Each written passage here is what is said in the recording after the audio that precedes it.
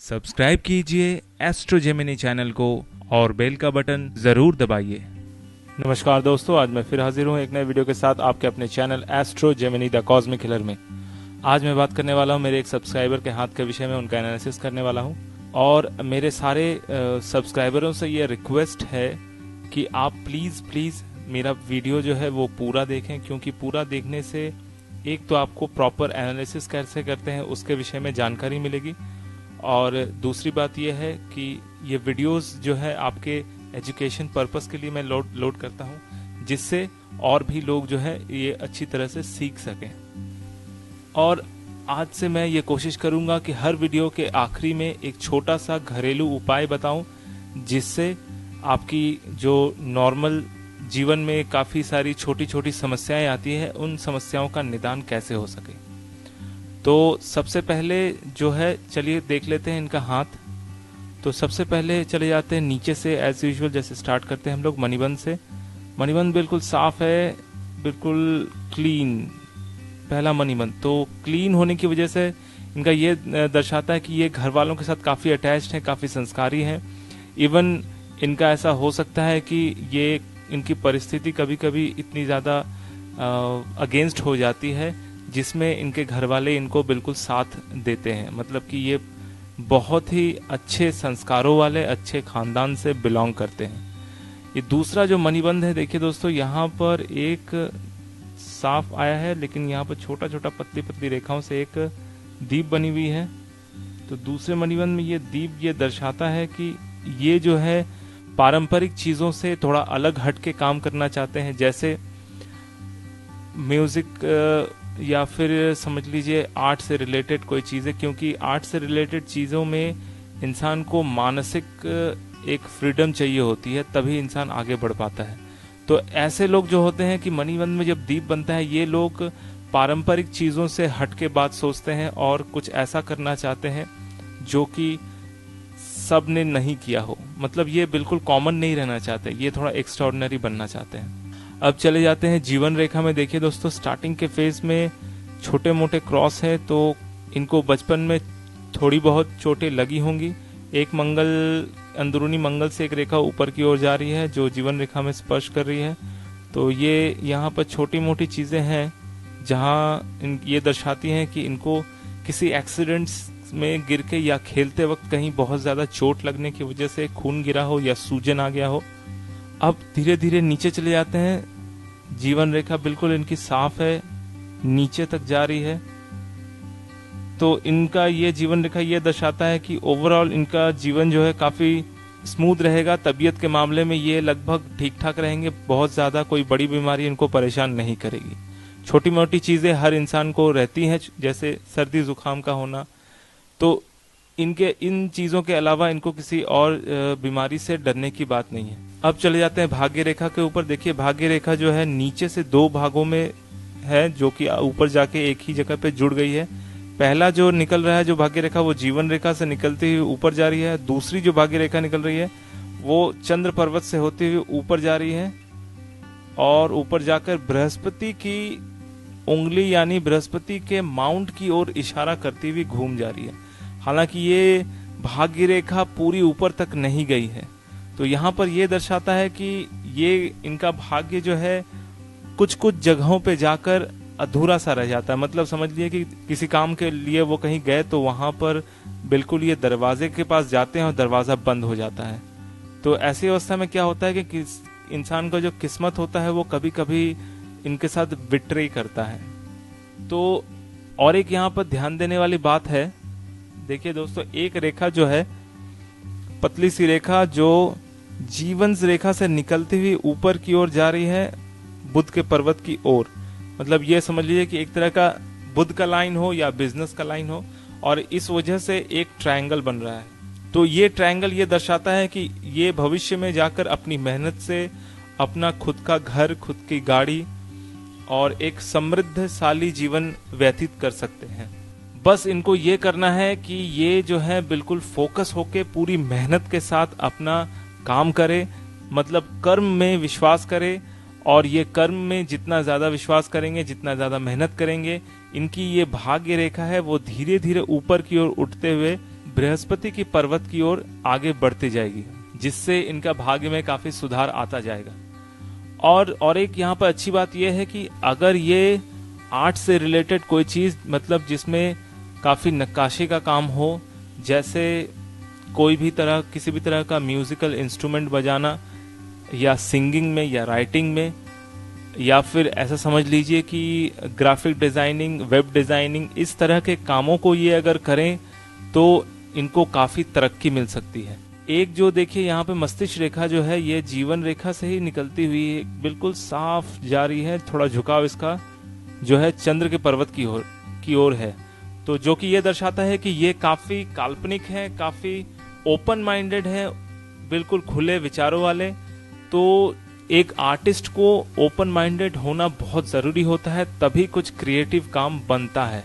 अगर artist creative ना हो, अगर उसका दिमाग खुला ना हो, तो वो अच्छे अच्छे चीजों को क्रिएट नहीं कर सकता। और एक यहाँ पर बहुत प्लस एक पॉइंट बना हुआ, देखिए दोस्तों, यहाँ पर एक स्ट्रेट रेखा, या समझ लीजिए कि एक डमरू का निशान बन रहा है। मस्तिष्क रेखा और हृदय रेखा के बीच एक डमरू का निशान यहाँ बन रहा है, जो कि शनि की पर्वत के नीचे है।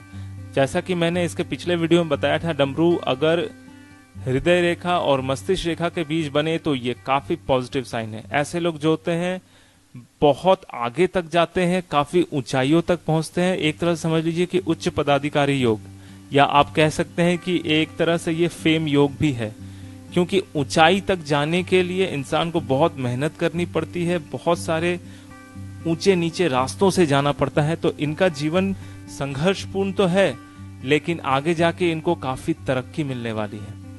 अब चले आते हैं हृदय रेखा में। हृदय रेखा देखिए, इसमें छोटी छोटी रेखाएं जो है हृदय रेखा के नीचे से ऊपर की ओर टच कर रही है। तो यहाँ पर ये अच्छी बात ये है कि यहाँ इनके हृदय रेखा को बल मिल रहा है। ये जो है बिल्कुल अपनी मन की शक्ति से आगे बढ़ेंगे। ये हृदय रेखा आगे जाके स्प्लिट हो चुकी है 3 भागों में, ये एक और ये एक। तो समझ लीजिए कि ये एक त्रिशूल का निर्माण कर रही है, जिसका मुहाना जो है बृहस्पति के पर्वत की ओर है। और बृहस्पति के पर्वत में 2 क्रॉस भी हैं। ये बृहस्पति के पर्वत में 2 क्रॉस जो बताते हैं कि ये जो है 101% इनको सक्सेस मिलेगा ही। जरूरत इतनी है कि इनको बहुत मेहनत करनी पड़ेगी, क्योंकि भाग्य भाव थोड़ा धीमा है। सूर्य की उंगली के नीचे सूर्य की रेखा देखिए बिल्कुल स्पष्ट है, सीधी है, और हल्की सी एक लेफ्ट साइड से, राइट साइड से एक रेखा ऊपर की ओर निकल रही है, और राइट साइड से ये रेखा थोड़ी सी अधूरी है, जो कि टच नहीं है, जिसका शुरुआत ऐसे है। तो अगर ये टच हो जाए तो यहाँ एक त्रिशूल का निशान बनेगा, जो कि बहुत ही शुभ माना गया है। अगर आप चाहे कि अगर आप सरकारी नौकरी कह लें, या फिर नेम फेम, पैसा, शोहरत ये कह लें, तो इन तीनों चीजों के लिए सूर्य की रेखा का होना अच्छा माना गया है, क्योंकि बिना सूर्य की रेखा के नेम फेम पाना बिल्कुल मुश्किल होता है। और दूसरी बात यह कि इनका जो ये क्रॉस बना हुआ है शनि की उंगली के नीचे, मस्तिष्क रेखा और हृदय रेखा के बीच में ये डमरू बना हुआ है, ये बहुत ही स्ट्रांग पॉइंट है। और अब चले जाते हैं इनके विवाह के बारे में। तो विवाह का लाइन बहुत ही छोटा है और हल्का है। तो यहाँ पर यह दर्शाता है कि इनका विवाह जो है थोड़ी ज्यादा उम्र में होगी, लगभग 33 से 35 साल के बीच। और इनका सवाल ये था कि इनकी लव मैरिज होगी या अरेंज मैरिज। देखिए, लव मैरिज के विषय में मैं बताऊं, यहाँ पर थोड़ा सा प्रॉब्लम यह है कि आपकी लव मैरिज में ज्यादा सक्सेस नहीं होगी, क्योंकि आपके शुक्र के पर्वत में एक तिल है, जो कि बिल्कुल सही नहीं माना गया है। कि शुक्र के पर्वत में या चंद्र के पर्वत में तिल होने की वजह से क्या होता है कि काफी बदनामी होती है, लोग बिना मतलब की बातें सुनाते हैं, जो काम आपने किया ना हो उसकी वजह से आपको सुनना पड़ता है।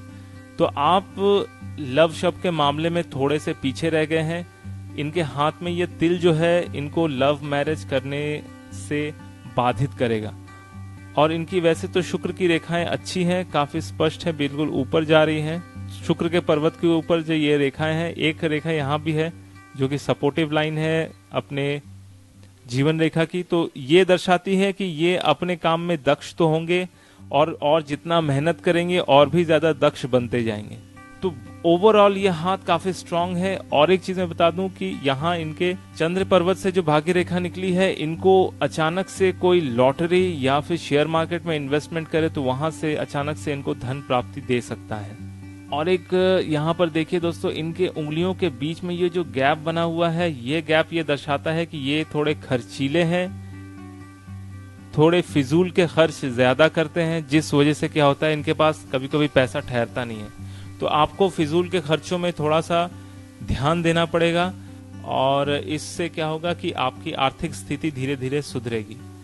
और जो ये बृहस्पति के उंगली में ये तिल बना हुआ है, ये तिल जो इंसान को दर्शाता है कि ऐसे लोग काफी डोमिनेटिंग होते हैं, ऐसे लोग दूसरों के ऊपर काफी प्रभाव डालते हैं, और उस प्रभाव की वजह से कभी कभी ये तो अच्छा है, सफलता की निशानी है, लेकिन कभी कभी ये बदनामी का भी कारण बनता है, क्योंकि आप किसी को बिना मर्जी के किसी चीज को आप दूसरों पे थोप दे तो उससे दूसरे लोगों को काफी दिक्कतें आती हैं। तो थोड़े सावधान रहिए।